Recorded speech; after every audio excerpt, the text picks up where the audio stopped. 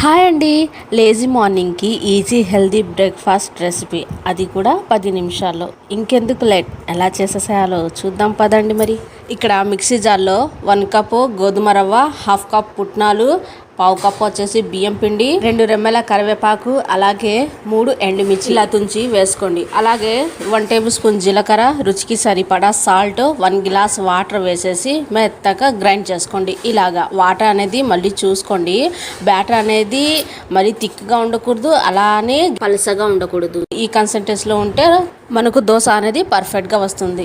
So పెనము బాగా heat ఎక్కిన తర్వాత వాటర్ చల్లి క్లీన్ చేసేసి ఇలా దోశ బ్యాటర్ అనేది ఇలా పెనం మీద వేసేసి స్ప్రెడ్ చేసేసి ఆయిల్ అనేది వేసేసి రెండో వైపు టర్న్ చేసేసి రెండో వైపు కూడా చక్కగా కాలిన తర్వాత ఇలా తీసేయడం. చూసారు కదా, లేజీ మార్నింగ్కి 10 నిమిషాలు హెల్దీ బ్రేక్ఫాస్ట్ అనేది రెడీ అయిపోయింది. యమ్మీగా మీకు నచ్చిన చట్నీతో సర్వ్ చేసుకోండి.